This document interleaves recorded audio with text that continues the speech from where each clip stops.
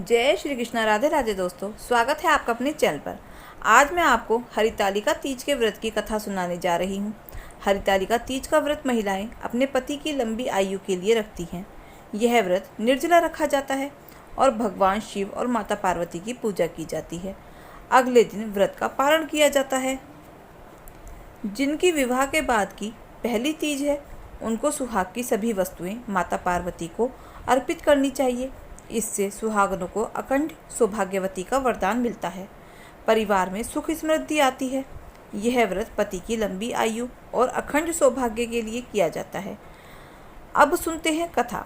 एक बार भगवान शिव ने माता पार्वती को उनके पूर्व जन्म का स्मरण कराने के उद्देश्य से इस व्रत के महात्म्य की कथा कही। भगवान शिव ने कहा, हे गौरी, पर्वतराज हिमालय पर स्थित गंगा के तट पर तुमने अपनी बाल्यावस्था में 12 वर्षों तक अधिमुखी होकर घोर तप किया था। इतनी अवधि तुमने अन्न ना खाकर पेड़ों के सूखे पत्ते चबाकर व्यतीत किए। माघ की विकराल शीतलता में तुमने निरंतर जल में प्रवेश करके तप किया।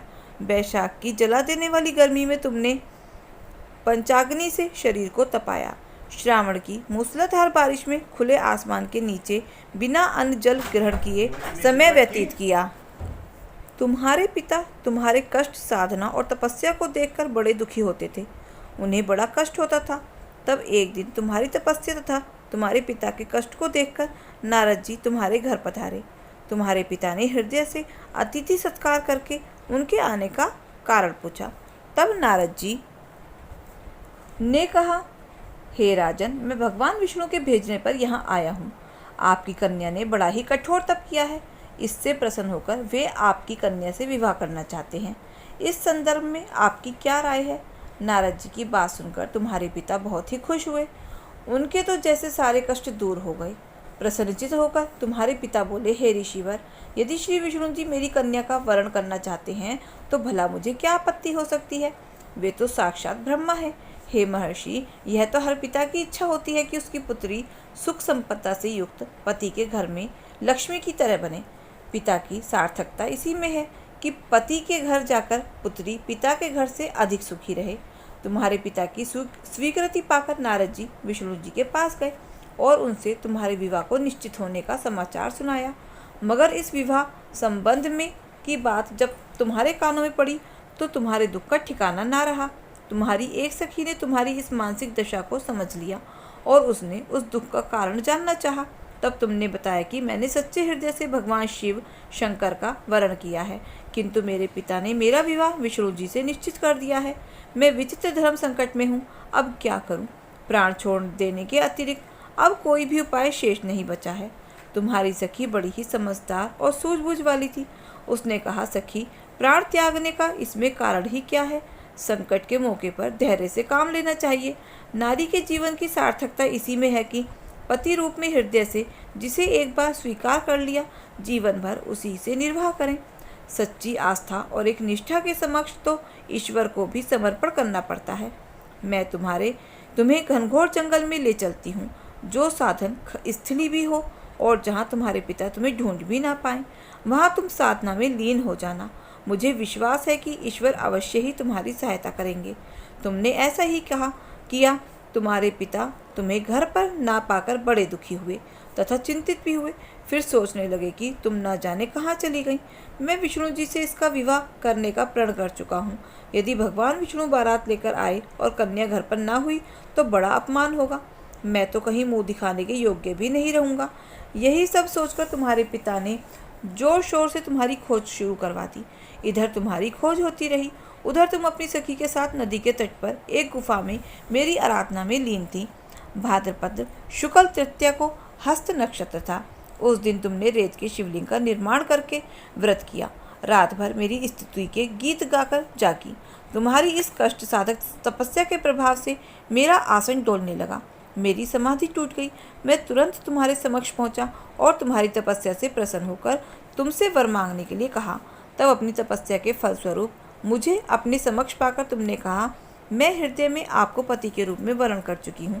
यदि आप सचमुच मेरी तपस्या से प्रसन्न होकर यहाँ पधारे हैं तो मुझे अपनी अर्धांगिनी के रूप में स्वीकार कर लीजिए। तब मैं तथास्तु कहकर कैलाश पर्वत पर लौट आया।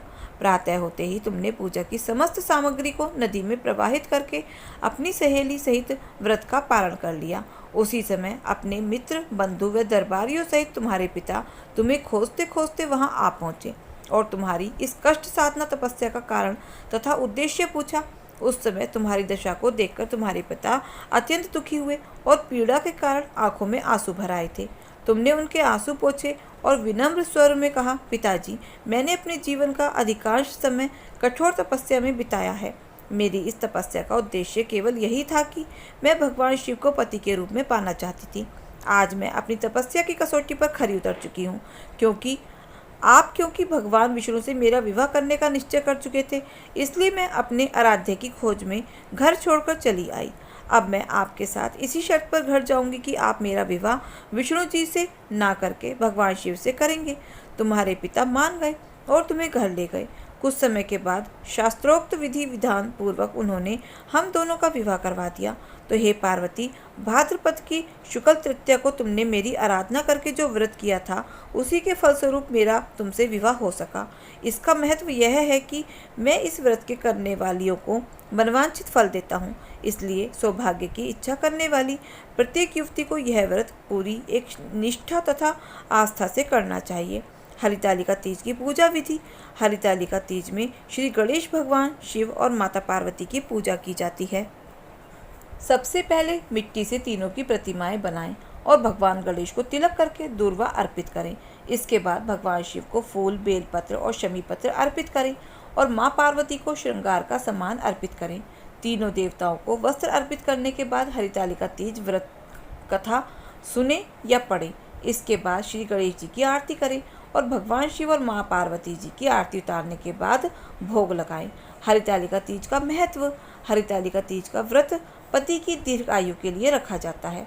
इस दिन सुहागन महिलाएं निर्जला रहते हुए भगवान शिव और माता पार्वती की पूजा करें और सदा सुहागन रहने का आशीर्वाद प्राप्त करें। हरितालिका तीज का व्रत करने से पति की आयु लंबी होती है। मान्यता है कि इस व्रत को करने से शिवलोक की भी प्राप्ति होती है। संतान सुख भी इस व्रत के प्रभाव से ही मिलता है। तो प्रेम से बोलिए शंकर भगवान की जय हो, माता पार्वती की जय हो। प्रेम से बोलो शंकर भगवान की जय हो। सावन का महीना था। भगवान भोलेनाथ और माता पार्वती कैलाश पर्वत पर बैठकर सबको पृथ्वी पर देख रहे थे। कोई शिवलिंग पर जल चढ़ा रहा था, तो कोई दूध चढ़ा रहा था और कोई बहुत दूर से गंगा जल लाकर चढ़ा रहा था। उन सबको ऐसा करते देखकर माता पार्वती ने भगवान भोलेनाथ से कहा, ये सब जो कुछ आपको अर्पित कर रहे हैं, इनसे इन्हें क्या फल मिलेगा? इस पर भगवान भोलेनाथ ने कहा, जो लोग मुझे सावन मास में जल अर्पित करते हैं, उन्हें स्वर्ग की प्राप्ति होती है। इस पर माता पार्वती ने हैरानी से कहा, क्या भगवान ऐसा होता है? तो इसका मतलब ये कि ये लाखों करोड़ों लोग जो आपको सावन में जल अर्पित कर रहे हैं, क्या वो सभी स्वर्ग को प्राप्त करेंगे? भगवान भोलेनाथ ने कहा, पार्वती, तन से स्नान कराने से ज़्यादा महत्व मन से स्नान कराने वाले का है। इस पर माता पार्वती ने कहा, प्रभु, ये कैसे पता चलेगा कि कौन मन से स्नान करा रहा है? तब भगवान भोलेनाथ ने कहा, पार्वती, ये पता चल जाता है कि कौन मन से स्नान करा रहा है। आइए, ये बताने के लिए मैं आपको पृथ्वी पर लेकर चलता हूँ। तब भगवान भोलेनाथ ने खुद को एक कुरूप कुष्ठ रोगी बना लिया और माता पार्वती को एक सुंदर साधारण स्त्री का रूप दे दिया। वे दोनों एक शिव मंदिर के बाहर बैठ गए और वहाँ से हर गुजरने वाले को माता पार्वती कहती कि मेरे पति एक कुष्ठ रोगी है, मैं इन्हें पीठ पर उठाकर यहाँ पर लाई हूँ। सुना है इस शिव मंदिर की बहुत मान्यता है। मेरे पति कोढ़ी हैं, अगर इनके द्वारा मैं एक लोटा गंगा जल इस मंदिर के शिवलिंग पर चढ़ा दूँ तो ये ठीक हो जाएंगे। हमारी मदद करो, हमने 2 दिन से कुछ खाया नहीं है, मैं बहुत थक गई हूँ। जो भी कोढ़ी को देखता उससे घिन्न करता और वहाँ से चला जाता, या फिर सुंदर स्त्री को देखकर कहता, तुम इतनी सुंदर हो, इस कोढ़ी के साथ क्यों रहती हो? चलो हमारे साथ चलो। देखते ही देखते शाम हो गई और किसी ने उनकी मदद नहीं की। तभी वहाँ एक गरीब मजदूर आया और माता पार्वती को देखकर बोला, बताइए आपको क्या काम है, आप यहाँ इस तरह क्यों बैठे हैं? माता पार्वती ने उस लड़के को सारी बात बताई। इस पर उस लड़के ने कहा, ये लो, मेरी माँ ने मुझे 4 रोटियाँ खाने को दी थी, पहले आप इसे खाकर अपनी भूख शांत करो, क्योंकि कलयुग में आप एक ऐसी स्त्री हो जो अपने पति की इस तरह सेवा कर रही हो। मैं आपको प्रणाम करता हूँ। मैं आपके पति को अपने कंधे पर ले जाकर भगवान भोलेनाथ के दर्शन कराऊंगा और इनके द्वारा भोलेनाथ को जल अर्पित करवाऊंगा। तब उस लड़के ने कुष्ठ रोगी के रूप में आए भगवान शंकर भोलेनाथ को अपने कंधे पर उठाया और भगवान शिव के दर्शन कराए और शिवलिंग पर जल अर्पित करवाया। ऐसा होने के बाद भगवान शिव ने माता पार्वती से कहा, देखिए ये है जिसने मुझे तन से नहीं मन से स्नान कराया है। उन करोड़ों लोगों में से ये है एक सच्चा भक्त जो स्वर्ग को प्राप्त करेगा। तभी तो कहते हैं, जो मन को मैला करे और तन को धोए वो फूल झाड़े और कांटे बोए। तो ये थी आज की सावन मास की जय हो। उमापति शंकर महादेव की जय हो। एक समय की बात है, किसी गांव में एक बुढ़िया रहती थी और उसके एक बेटा था। बुढ़िया और उसका बेटा मेहनत करके अपना गुजारा करते थे। एक बार बुढ़िया के मन में विचार आया कि उसका बेटा अब विवाह के योग्य हो गया है, अब इसका विवाह कर देना चाहिए। कुछ समय के बाद बुढ़िया ने अपने बेटे का विवाह एक सुशील कन्या के साथ कर दिया। वह कन्या बहुत ही सुशील और संस्कारी थी। वह प्रतिदिन सुबह जल्दी उठकर घर को संवारती और फिर स्नान करके भगवान शिव का पूजन करती थी। विवाह के कुछ समय बाद सावन का महीना आया। वह भगवान शिव की अनन्य भक्त थी। उसके मन में विचार आया कि वह सावन के महीने में मंदिर जाकर भगवान शंकर को जल चढ़ाएगी और उसने अपनी सास से कहा, माँ जी, सावन का महीना शुरू हो गया है। मेरी इच्छा है कि मैं मंदिर में जाकर भगवान शिव को जल चढ़ाकर पूजा करूं। बुढ़िया ने साफ मना कर दिया और बोली कि जितनी देर में तुम मंदिर जाओगी और आओगी तो इतने में घर का सारा कामकाज हो जाएगा। सास की बात सुनकर बहू बहुत ही उदास हो गई और अपने कामों में लग गई। तभी बहू कुएं पर पानी भरने के लिए गई तो उसने देखा गांव की कुछ लड़कियां पूजा की थाली सजाकर मंदिर की ओर जा रही हैं। तब बहू ने उन लड़कियों से पूछा कि तुम सब कहाँ जा रही हो। तब उन्होंने कहा कि हम भगवान शिव की पूजा के लिए मंदिर में जा रही हैं, क्योंकि आज से सावन का महीना शुरू हो गया है। यह सुनकर वह फिर उदास हो गई। तब लड़कियों ने पूछा, आप उदास क्यों हो रही हो। बहू ने कहा, भगवान शिव मेरे आराध्य हैं, पर मेरी सास ने मुझे मंदिर जाकर पूजा करने से मना कर दिया है। तब वे लड़कियां बोली, तुम हर रोज इसी समय पानी भरने आया करो और साथ ही भगवान शिव की पूजा भी कर लिया करो। उसी समय हम भी यहाँ आ जाया करेंगी। बहू बोली, मेरे पास पूजा की सामग्री नहीं है, ना ही मैं घर से ला सकती हूँ। तो लड़कियां कहने लगी, हमारी पूजा की सामग्री से तुम भी पूजा कर लिया करना।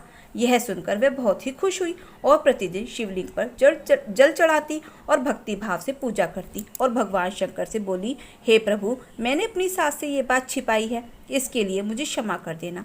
तब बहू ने सावन के अंतिम दिन सोचा कि मैंने पूरा सावन मास दूसरों की पूजन सामग्री से पूजा की है, आज तो मुझे कुछ भगवान शिव को अर्पित करना चाहिए।